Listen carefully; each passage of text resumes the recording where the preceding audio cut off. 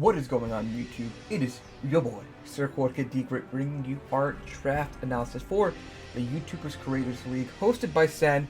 It's also known as the YCL, and you guys just saw the sick-ass intro made by Sen himself. When I first joined the league, I saw those graphics immediately, and I was like, oh, this is going to be a fun league. There's some sick-ass graphics involved. So if you guys are, I know for the thumbnails, all it is a little icon in the corner, so I might include those in my thumbnails, just pay respect to Sen, who's done a phenomenal job with them. But anyways, this is gonna be another quicker draft analysis. I have a lot to do. Is where I'm standing right now. Currently taking a summer class, and then I got my other leagues to do. So I'm gonna basically not bulldoze my way through this, but like bullways my way through this. In terms of our draft positioning, we actually had the first overall pick for the draft. So we were number one, and we kind of went from there. I'm going to admit, I kind of messed up near the end, and I feel like, just like our BBL draft, we had a phenomenal beginning.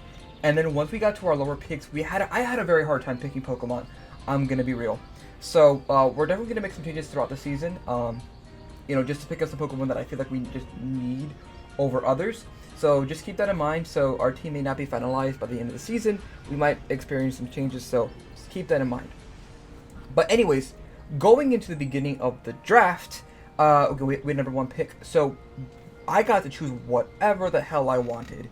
And the Pokemon that I really wanted to get, I knew that this was probably the only time I could get it before Diamond and Pearl release. And so I was like, you know what, fuck it, we're going to grab it. So our first round pick is going to be Sir Poe, the Urshifu single strike.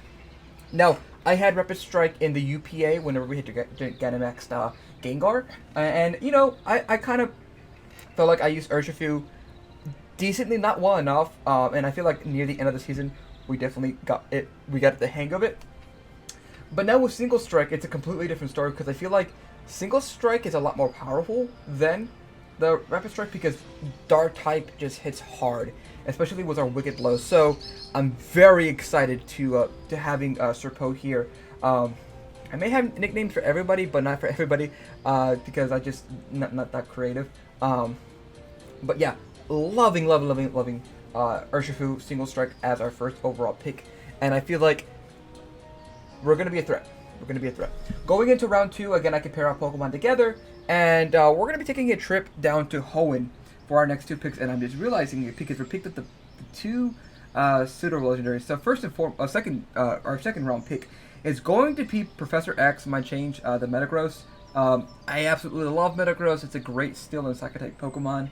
It really helps out Urshifu, especially with those fairies and those flying type Pokemon that Urshifu really just can't respond to. I mean, he could with a Wicked Blow, but other than that, it's a good switch in for them.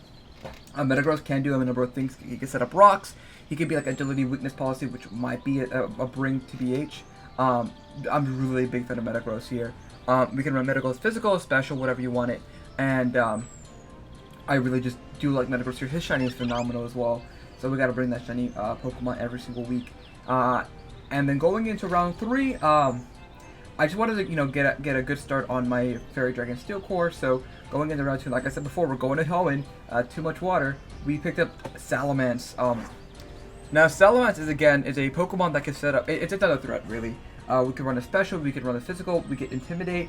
We get Moxie. So if you want to become like a revenge killer and just like have a choice scarf and just spam like do a Wing Beat, EQ, Outrage, Dragon Claw, whatever it may be, whatever the thing it needs it to do.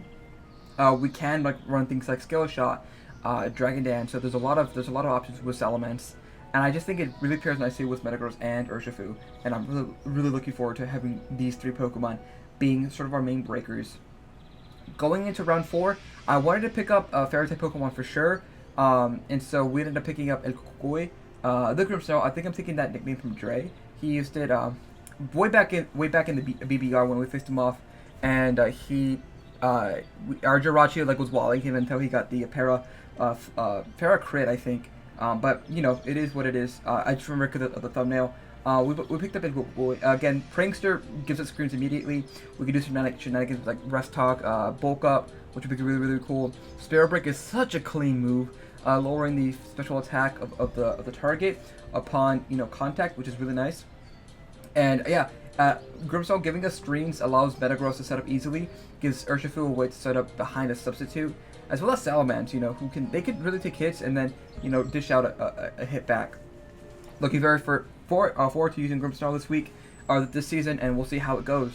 Going into round 5, I really wanted a special breaker, like a Pokemon that says, okay, I'm going to break spatially. And there wasn't too much available, and not gonna lie, we're getting pretty expensive picks, so we gotta like really tone it down after this pick. So going into round 5, we picked up Blacephalon, the mascot for the ICP. I honestly, it's been so long since I drafted this team that I don't remember why specifically I chose Blacephalon, but you know, it's also starting our Fire, Water, Steel core, Fire, Water, Steel core. I mean, Fire, Water, Grass core, yeah, Blacephalon really can just, you know, you get to give it a choice backs, a choice scarf, whatever, and it just punctures holes in teams in the right coverage, especially with the Shadow Ball spam, which is really, really nice. It does have a signature move in Mind Blown where it takes half its health, but in return it does like 150 in damage, which is nutty. So, you know, there's that option. Going into round 6, I wanted a Water type Pokemon, and I realized we really didn't have much in hazards outside of like rocks with Metagross.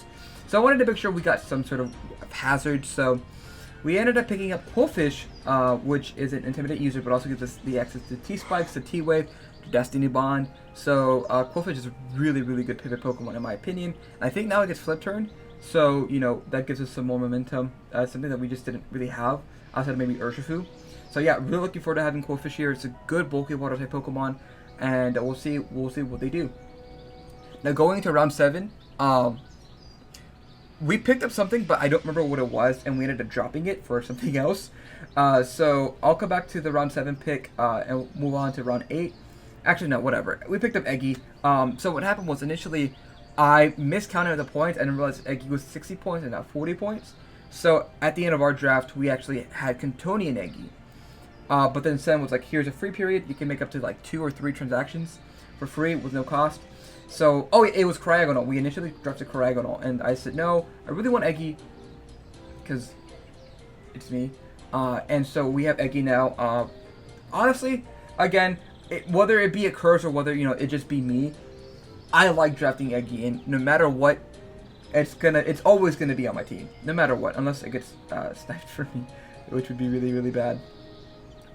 Anyways, going on to round 8, I really needed like a dedicated rocker and some electric immunity. You know, we do have Eggy, and then unfortunately Salamence is not a resistance anymore because of the flying typing. So I really want to make sure that we could, you know, switch into those pesky electric types. So going to round 8, we actually picked up Rhydon, and again at this point of the draft, we have almost no points, and so I had to make sure that we drafted all 11 Pokemon because I think we had to. Currently going through all the other drafts. Yeah, we had to draft 11 Pokemon. Otherwise, I would have picked up something more and more pricey. But Rhydon was a 40-point mon, and yeah, nothing much to say there. It's a great Violet user, and that's something you'll notice near our final picks is a Violet. But yeah, Rhydon, it just gets us rocks. It's a great, you know, rocker. It's a great electric immunity. And what's great about Rhydon is, because it's initially, you know, was a final stage Pokemon, it does have those stats, but now with the Eviolite, it gets boosted, because, you know, they weren't expecting to give him an evolution in Gen 1. So yeah, I think that's really fantastic. Going into round 9, again, I really wanted more hazards, and we're kind of dipping into like double typing, which is kind of unfortunate. And but I think I really needed it, and also it gives us a good form of removal. So going into round 9, we actually picked up Carkol. It may seem odd, and believe me, it is, but Carkol is a base 20. I think it's one of the best 20-point mons in the game, or in this draft, because you get removal, you get rocks, and you get spikes. And to get that for 20 points, that's kind of nutty. You get Flame Body, and so swapping a Violet onto Carkol, I think is just great. We might drop right on because we have Carcoal, but who knows? Yeah. Going into round 10, this is our dedication to our boy Mario B, the stinky America fan. He loves drafting this Pokemon, and I was like, you know what? I'm gonna grab it because why not? Because we have 20 points, and we're kind of broke bitches right now. So going into round 10, we picked up Marshtomp. Now Marshtomp is also a rocker, so now we definitely have multiple hazard controllers. So Rhydon is definitely the weakest link in our draft, but I love Marshtomp as a second evolution stage, as the starter. It's one of my favorite second stage Pokemon ever, along with Quilladin and Pignite. I was a Tepig. No, that's the first stage. But yeah, Marshtomp is fantastic here. Love it absolutely, and very much looking to giving an ode to Mario B. Go check him out. Link to Aseno can be found in the description below if I remember to. And then finally going into our final pick. Like I said before, initially we had Cryogonal, and that was really just for removal. And so that's what we did with our last pick, Avalugg, Shipwreck, if you will. I remember back in the NCP when I competed there, Avalugg lived a Shadow Ball from a Dragapult, and like I flipped out because it was our first W of the season, like week 7, and I was like, whoa! It felt so good because that season went to shit, man. We don't talk about the NCP, man. But anyways, that is the team. I know it goes downhill real quick near the end of it, and we will be making changes for sure, because I just can't let this slide. So look out for the changes in the near future, but for right now, this is the squad. Let me know what you guys think in the comment section down below. Yeah, it's a shorter one because I feel like draft analysis, if you go too long with them, then, it just goes too long. But anyways, we'll see you guys for week 1. I'm very excited to have Urshifu. I really want a Dracofish, I'm not gonna lie, but I felt like I had a better chance of getting Dracofish than Urshifu, so yeah. Anyways, if you guys did enjoy this content, make sure you hit the like button down below, subscribe if you have not already, and make sure to consider donating to my Buy Me a Coffee page if you guys really like my content that much and you guys want to take the extra step in supporting your boy. But anyways, I'll see you guys for week 1 of the YCL. See you then. Bye-bye. Wait, what am I doing? Oh no, god damn it, Jorge. You have an outro. Do the outro. Thank you so much for watching this video of mine. If you guys did enjoy this content, by all means hit that like button down below and subscribe if you have not already. If you guys want to continue watching my content, Sergey himself has picked a video just for you on the left of the screen. Just all you have to do is click it, but YouTube does think you guys will enjoy the video on the right. The choice is yours. Anyways, you guys do know me as Sir Jorge the Great. Make sure you press the word of Alolanegi, and I'll see you guys next time. Bye-bye.